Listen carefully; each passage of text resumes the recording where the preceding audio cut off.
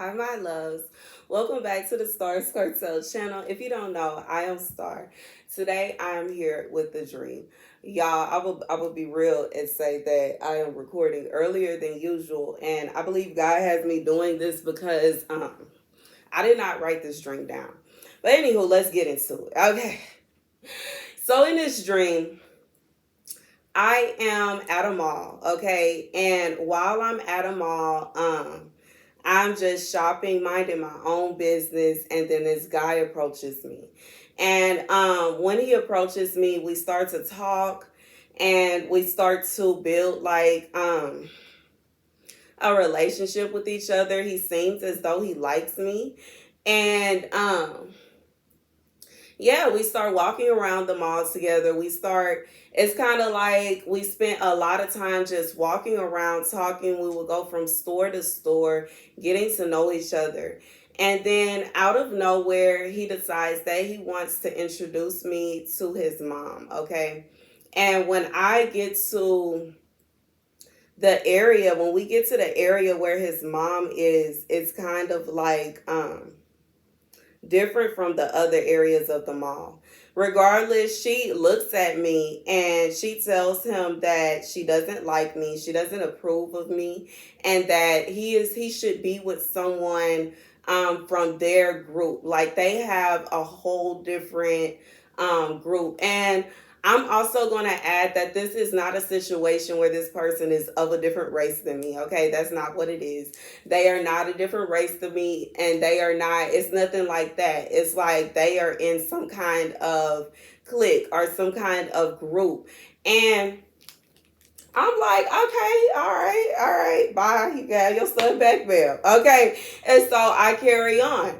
And as I'm moving about, there's a guy that's constantly trying to get my attention, but I was not attracted to him. I told him several times I wasn't attracted to him. However, he begins to help me, because what I did not realize at first is, although this other guy's mom, she said she didn't want her son to be with me, and I was perfectly fine with that. She decided that she wanted to attack me, and she kept coming after me. Eventually, the other guy leads me into, it's like a meeting, okay? And the way that it looks, for those of you like your girl that works retail in a mall, it would be like the back of the store, okay? So it's kind of like a back of the store area. And for those of you that did not, in the back of stores in a mall, they typically have areas like the store is one area, and then you go behind the store. There's typically a restroom, a office for the manager or owner of the store, and then there's a separate area where all of the stock is kept. Okay, so it was kind of like the area where the stock was kept, but it was completely empty. It was filled with people sitting down in chairs or sitting on the floor, and they were having a conversation. Okay, so I get back in this meeting with once again, the guy that was liking me, but I kept telling him I'm not interested in you like that. We get back in a meeting, and once again, it's just kind of like while I'm in this meeting, the guy who his mom told him that he couldn't be with me, she got very upset. And she was very frustrated. And she was very uncomfortable because, she was basically trying to tell her son I wasn't good enough for him. She was basically trying to and she was trying to make me feel like I wasn't good enough for her son. And she could not understand how I ended up in the same meeting that she was in. Okay? And that's the dream, y'all. That's the dream. The scripture comes from Jeremiah 3:19. I had thought how I should like to treat you as sons and give you a pleasant land, a heritage most beautiful among the nations. You would call me my father, I thought, and never cease following me. But like a woman faithless to her lover, even so you have been faithless to me. O house of Israel, says the Lord. A cry is heard on the heights, the plaintive weeping of Israel's children, because they have perverted their ways and forgotten their Lord their God. Return, rebellious children, and I will cure you of your rebelling. Here we are, we now come to you, because you are the Lord our God. Deceptive indeed are the hills, the thronging mountains, and the Lord our God alone is the salvation of Israel. The shame God has devoured our fathers' toil from our youth, their sheep and their cattle, their sons and their daughters. Let us lie down in our shame, let our disgrace cover us. For we have sinned against the Lord our God from our youth to this day. We and our fathers also, we listen not to the voice of the Lord our God. So here's the message. This is for someone. You were rejected not because the person that you were sent to didn't like you. You were rejected because their parents or their mother felt as though you were not a part of some kind of whatever. Okay. Regardless if this is a situation where maybe they feel like they are wealthier than you, or it's a situation where they feel like you don't bring, okay, that's the same thing. They basically feel like you don't bring anything to the table. You are not going to be able to be in this club. They feel like there's some kind of club that you would never fit in. But what God says is, God says that God says he offered to give them a pleasant land, a heritage most beautiful among the nations. So God is seeing you as a pleasant land. God is saying that you are destined to have certain things, regardless if you are attached to this man or not. And it's almost like it's basically this mother, or it could also be a father, is believing that you would never be able to achieve certain things unless you are attached to their child. Or they believe that the only way, that it's kind of like they are thinking of you as someone who is trying to attach to their child to achieve certain goals. They believe that their child is the key to what you are trying to achieve. They believe that their child is just this golden goose. They believe that you would never be allowed into the kind of meetings and the kind of things that they are into. But God says,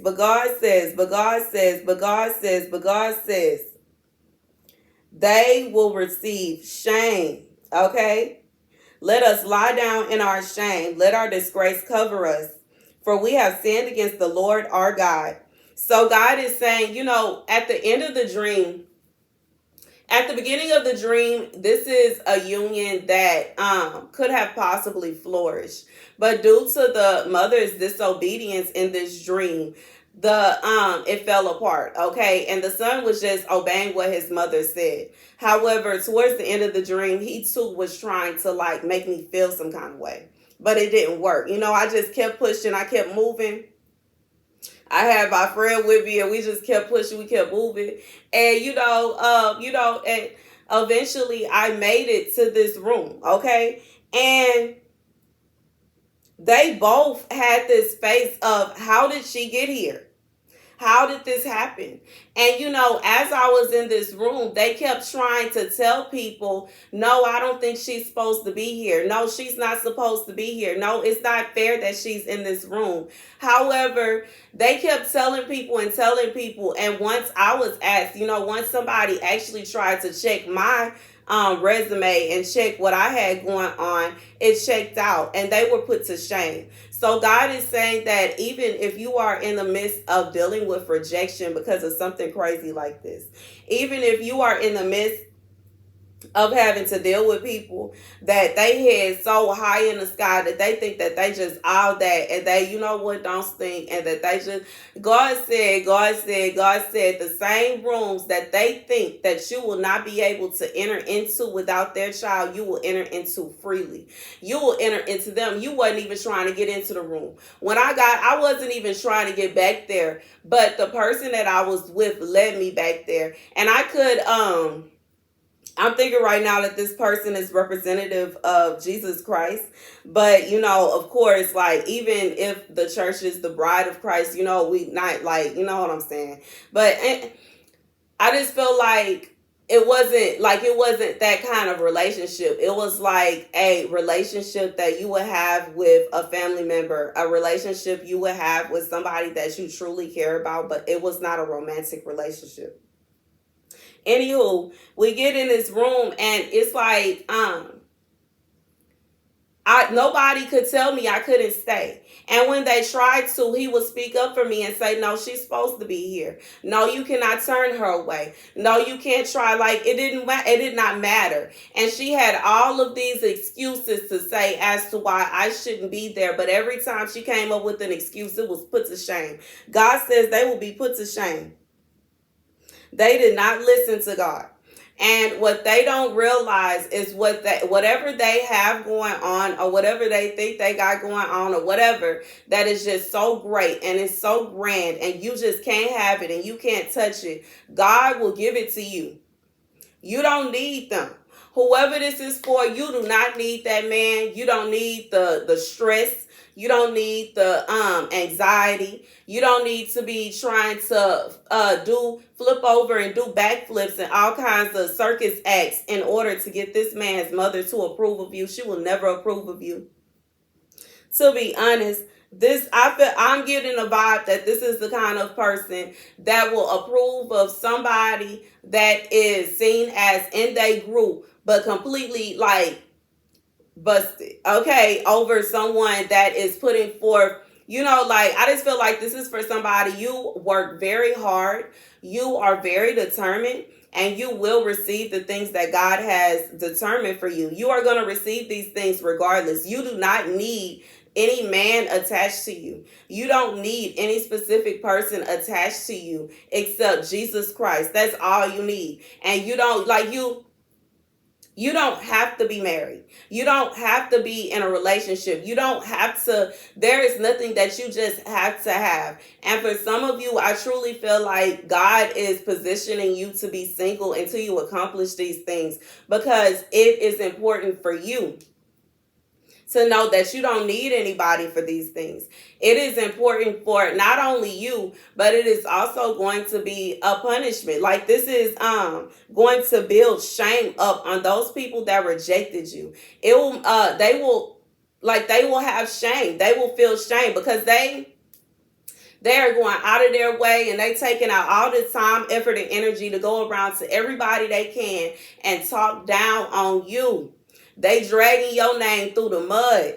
They saying every evil and nasty thing they can about you. But guess what God said? God said he going to show up and show out for you in such a way that he will position you not only at the place where they at, but you will surpass them. They will be put to shame. They will be put to shame. The same person that they felt was just that they felt their baby was too good for you. They felt like their baby was just all the way in the clouds. They felt like their baby was just so wonderful. And I remember, like, in a dream when I met this guy, it seemed like, I was like, he looked like a normal person. And I'm not buying it, okay? And, they were even a little upset because I wasn't chasing after him. Once they did they said what they said, I was like, okay, good. I don't want to be a part of y'all, no way. I got to be real. And that's just how I am. I don't feel like I have to be attached to anybody. I don't feel like I just got to be attached to any group. I don't feel like I just got to be friends with anybody. And, when you have that kind of vibe, it's like, I just feel like whoever this is for, you yourself are meant to build your own community. You yourself, you can build your own group. You yourself, you don't have to be a part of anything because you are your own. Like, I don't even know how to explain. Like, God is saying that what is on you, what God has anointed you for, what God has anointed you to do is so great and so grand that you don't have to be a part of some certain kind of group in order to achieve this. You don't need them. You don't need them. Even once I was invited into the back office and I was invited to the meeting, I was not so much concerned with how they felt about me being there. I wasn't even really trying to be there. I looked at my friend. I was like, I don't even want to be in this meeting. That's the same lady that was trying to diss me. I'm good. I'm good. Let's keep going. It was like, nah, you stay right here. You stay right here. You okay? And all the people that she had been talking about, me too, were looking at her like, is that the person? That's the same person. I thought you said that. I thought you said. I thought you said. I thought you said. I thought you said. I thought you said. But in reality, she didn't know what she was talking about. In reality, regardless to why this happened, for some of you, it could simply be somebody that is going about spreading lies about you. It could be somebody that's blackmailing you. It could be a situation where this person is believing hearsay and gossip, but that does not matter. God says what matters is they did not listen to God. What matters is they did not listen to God. What matters is they ignored what God said. God says this is for them to see that next time they need to listen to what God is saying and not try to listen to hearsay. This is a lesson for them. And God is blessing you regardless. It's also, once again, a lesson for you. You don't need to be attached to anybody to achieve the goals that God has for you. These goals are for you. These blessings are for you. Can't nobody take them. Can't nobody try to twist and turns the way that you are perceived to try to keep you from achieving it. You're going to get it regardless. That's the message, y'all. Thank you guys for watching. Be sure to like, share, and subscribe.